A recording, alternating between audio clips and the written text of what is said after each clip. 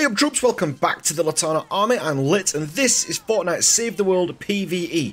And I want to do something a little bit different today because I want your opinions and I want to share some ideas that I've got regarding scammers and AFKs that are in the game at the moment. So without further ado, let's jump in and get to that.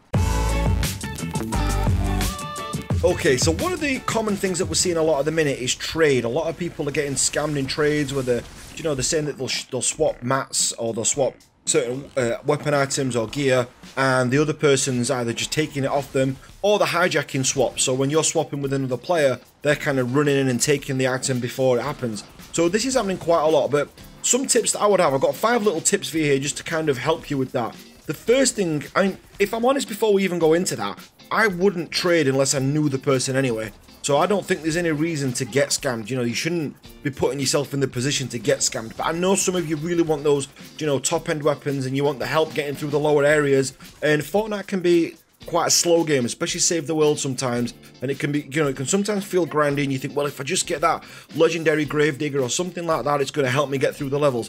For the difference it'll make to you, it's not really worth it. Not for the risk. The risk versus reward, to me, I don't think is worth it. But let me give you 5 little tips what I would say to stop it happening. So the first one is only trade with trusted people or friends. I mean, we've got a Discord, and even in there, I wouldn't say just because someone's in the Discord I'll trade with them, but I would definitely be more willing to trade with someone who I've spoke to a little bit or I've built a little bit of dialogue up with before we actually go into trade. So get into like groups, get into gaming communities like our Discord, like the Litanah Army Discord. The link's down below.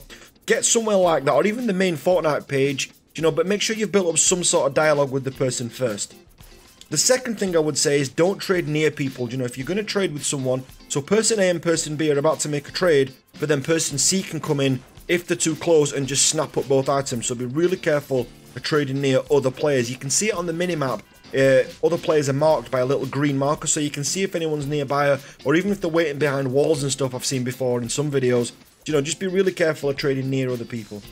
And the third one is learn how and where to farm for the weapons that you like, so just enjoy the game, so I know that some of the high-end weapons are really hard to get. You've got to be farming like malachite and things like that. David Dean's done a fantastic guide on how to get the high-end mats. I'll link that down below as well for you. And you can actually find in there how to actually get the more difficult materials that you want. Other than that, you can use a farming guide like the one I've done or the one A1 Money's done. SCUMBAGS done one. A lot of other YouTubers, there's a lot of guides on there. I'll link mine down in the description again down below. But learn how to farm properly so you can get mats really quick. I mean, to be honest, if you take, 20 minutes, half an hour out of your time to actually go onto an Outlander and actually farm, you won't need to use the scammers. That's actually what I'm doing in this video now. What you're watching is I'm just farming materials. That is all I'm doing. I've gone in on my own. I've done a low-level, mission in an industrial area, so I know I can do it on my own solo. But I'm not actually going to kick the mission off until I'm ready. And what I'm going to be doing here is just gathering like nuts and bolts, wood, brick, and just getting all my materials back up to full. So the fourth one that I've got as well is earn llamas to get schematic XP as well. So when you're doing your missions, you can look for schematic XP if that's what you need. And also as well, you can also get the llamas as well. Sometimes they'll give schematic XP at the same time. So there's lots of ways to get that. So that you can actually build up your own weapons and level up your weapons without having to rely on trading with somebody else to get the stronger weapon. And the fifth and final tip is be friendly and helpful in chat during your games. You will meet people, especially if you play, at a regular time. So if you're someone who's on regularly at, 6 PM in the evening, and, you tend to go on a lot, if you meet someone and you're talking in the chat in a particular game, you may find that they want to stay online with you.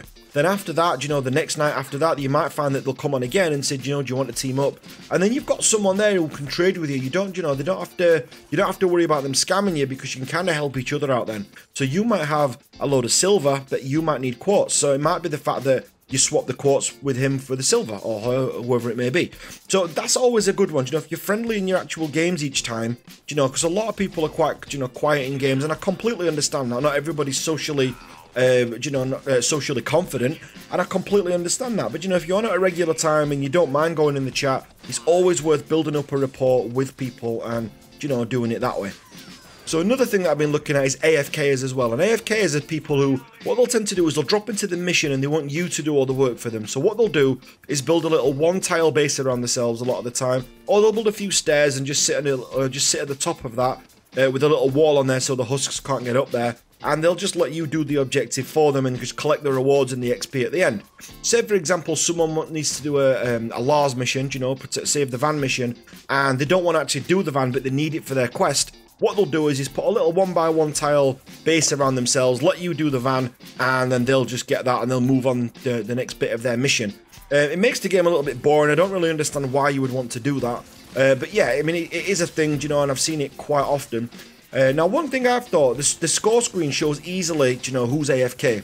And I thought it would be good maybe to have like a social scoring system. I'd love to know what you guys think of this in the comments as well.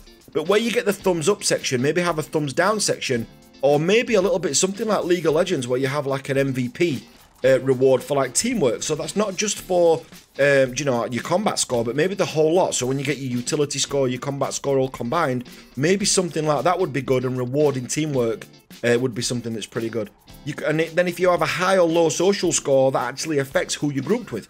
So for example, and this is a little bit like the Xbox used to do in the Xbox Live, I don't know if they still do it now, but if you've got a high social score, so lots of people giving you thumbs up and things like that, then you'll actually be grouped with people who have also got a high social score. Then if people have got a low social score, so these people that do this griefing, people who sit in boxes all the time, you know, you could have them all kind of bunched up together, and you could also, taking that one step further so that these people could get out of that, doing things like redemption missions. So what you actually have to do there is they go into a mission where they can help others out, and say they've got to do, I don't know, 3 or 5 missions, and what they do, they get no experience for it whatsoever, but what you've got to do is actually help out lower level characters. So if you've got a player that's in Canny Valley, for example, then what you could be doing is putting Stonewood with some new guys, you know, so you might be in a 4-man mission, and you're, I don't know, level whatever it may be, so level 40, level 50, and they might only be power level like 15 or 20, but you're putting with them, you get no experience for it, but if you do 5 of these redemption missions, you know, then you can have your social score set back to 0. It'll kind of make the scamming and the griefing and the getting bad social scores kind of not worth it. I don't know how they would implement it so much. I mean, they don't even have to stop the progression, they could just slow it down or lock it until certain things are done, but I think it might be absolutely worth it. Or Epic need to adopt something to stop this long term, because part of it does ruin the game, and you only have to look in the trade chat, see, I'm even calling it that now. You've only got to look in the global chat down in the bottom left hand corner and see how many people are asking for different weapons, or asking for mats, or can I have silver, can I have nuts and bolts? And, you know, it's kind of getting to the point where it's going to bog the game down if that carries on. But I wonder what your ideas are as well, guys. Let me know what your ideas are and what you think you could do to combat these people that go AFK all the time, or even the trade scammers. You know, should we have a trade channel? Should we have a trade box like they used to do in World of Warcraft, where, you know, both people have to put the item in and then both people have got to click OK to actually make the deal? Maybe that would be something that's good. Personally, like I said, I don't think you need to trade with anybody in this game. I think you can get everything what you need. If friends want to give you higher level weapons, fair enough, that's kind of different. But other than that, you should be able to get everything that you need yourself. But stick to the 5 tips I told you about trading. And like I said, I'd love to hear your ideas on people that go AFK all the time.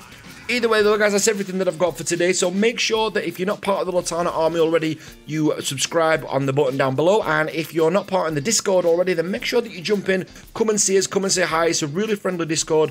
Talk about, obviously, Fortnite Save the World a hell of a lot, but we also do other games as well. So I'd love to see you in there. So take care, and I'll catch you on the next video. Thanks a lot, guys.